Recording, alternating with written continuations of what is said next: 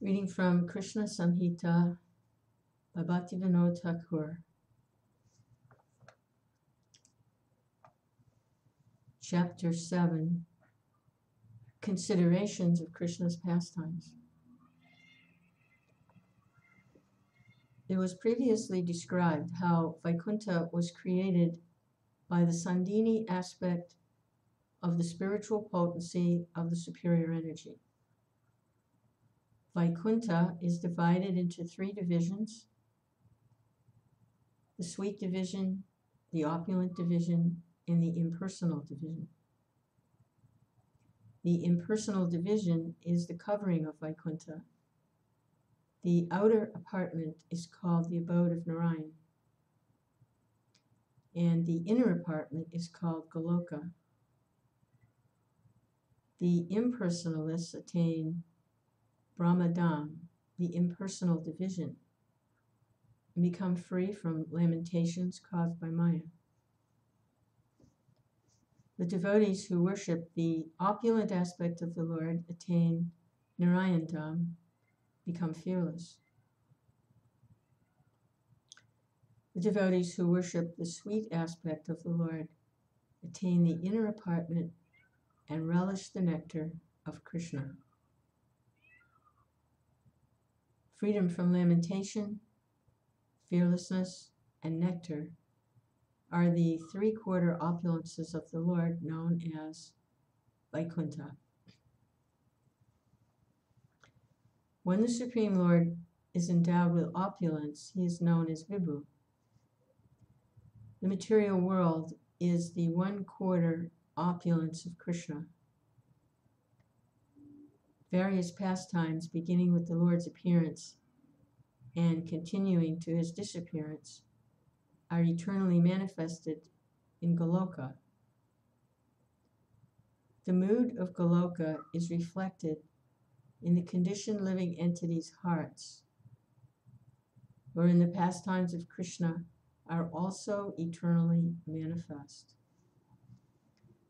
Therefore, according to the devotee's qualification, at a particular time, Krishna is taking birth in some devotee's heart. He is stealing the gopi's clothes in another devotee's heart. He is performing the rasa dance in someone's heart. He is killing Putna in another's heart. He is killing Kamsa in someone else's heart. He is having an affair with Kubja in yet another's heart. And he enacts his disappearance in the heart of some devotee who is leaving his body. As the living entities are innumerable, the planets are also. As one pastime takes place on one planet, another pastime takes place on another planet. In this way, each pastime continually takes place. Therefore, all of the Lord's pastimes are eternal. There is no break, because the Lord's energies are always active. All these pastimes are purely spiritual, without a trace of material contamination. Although for the conditioned living entities, in illusion, these pastimes appear perverted, in reality, they are most confidential and spiritual. These pastimes are continually manifest in Goloka, but the conditioned living entities perceive them in a relative way. A pastime appears different because the nature of conditioned souls varies according to time, place, and person. Pastimes of the Lord are never contaminated, but they may appear to be due to one's contaminated consideration. It was previously described that the activities of the spiritual world are not clearly seen by conditioned souls. Although something may be realized through samadhi, that also is seen through the perverted material medium of the original spiritual nature. Examples are seen in the place, time, and persons that are mentioned in the pastimes of Raj. All these examples may be understood in two ways. For the Kanistha Adhikaris, these examples are only appreciated through complete faith. There is no other possibility for their advancement. But for the Uttama Adhikaris, these examples are accepted as indications of spiritual variegatedness. When conditioned souls are free from material affinity, then they will perceive the constitutional pastimes of the Lord. Conditioned souls naturally perceive the pastimes of the Lord in terms of their affinity for Him. This affinity is of two kinds: that which is found in an individual and that which is found in a general mass of people. The affinity found in the hearts of particular devotees is that which is found in an individual. The hearts of Prahlad and Dhruva were sitting places for the pastimes of the Lord as a result of their individual affinity. Just as a particular feature of the Lord appears and purifies the heart of a person according to the awakening of his knowledge, if we similarly envision the whole society as one person and consider its childhood, youth, and old age, then the particular feature of the Lord that manifests becomes a community asset.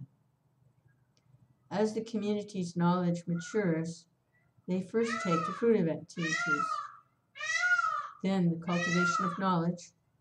Ultimately, they take to spiritual activities and become purified.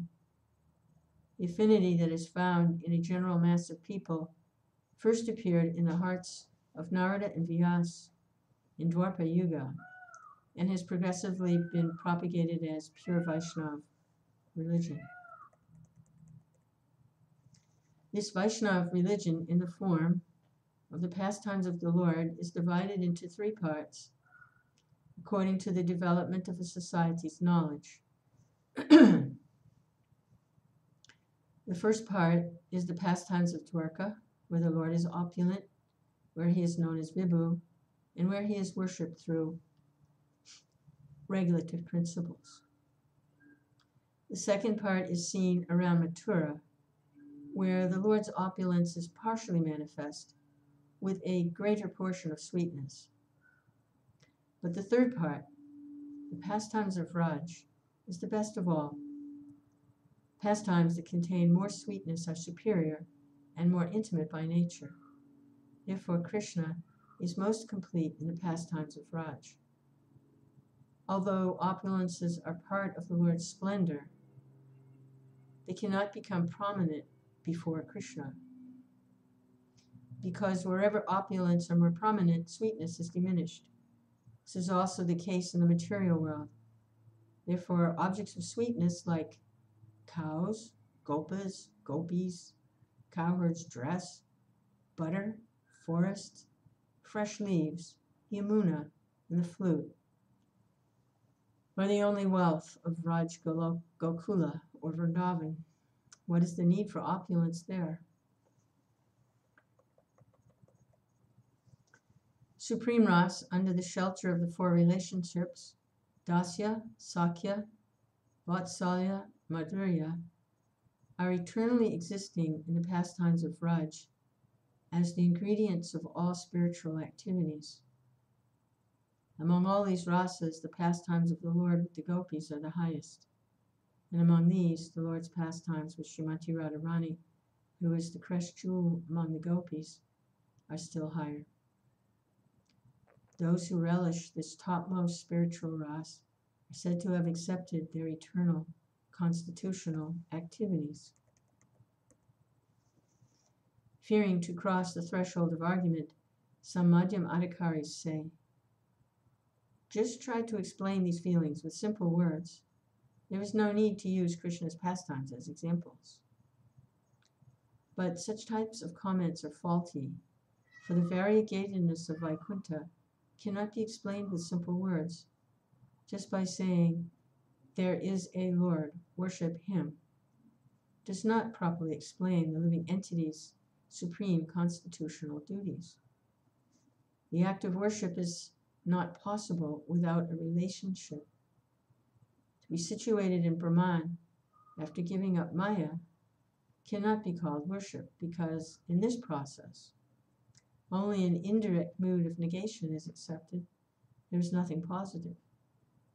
But by saying, see the form of the Lord, take shelter of the Lord's lotus feet, the quality of variegatedness is somewhat accepted.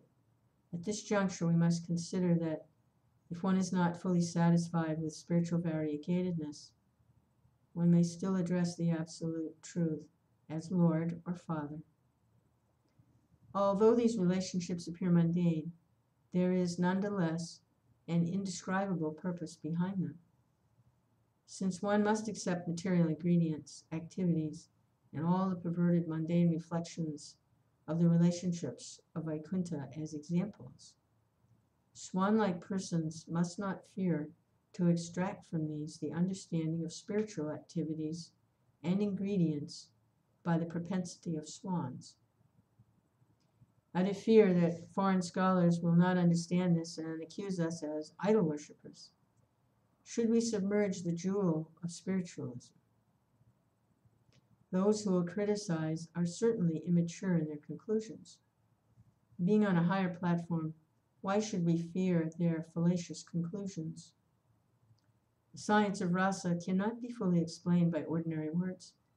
Therefore, poets such as Vyasadeva have elaborately described the pastimes of Krishna. Those wonderful pastimes of the Lord are the respected wealth for both Kanishta Adhikaris and Uttama Adhikaris. The happiness that Lord Krishna bestows when he is properly served is not obtained when he is worshipped as Yagneshwar through Karma Yoga, as impersonal Brahman through Jnana Yoga, or as Paramatma, the companion of the living entity, through Jnana Yoga. Therefore, serving Krishna is the supreme occupational duty for all living entities, whether Kanishta Adhikari or fortunate Uttama Adhikari. All Vaishnavas should read this Krishna Samhita and understand the science of Krishna. All the results that one achieves by studying Srimad Bhagavatam will be achieved by studying this book. Thus ends the 7th chapter of Sri Krishna Samhita, entitled Considerations on Krishna's Pastimes. May Lord Krishna be pleased.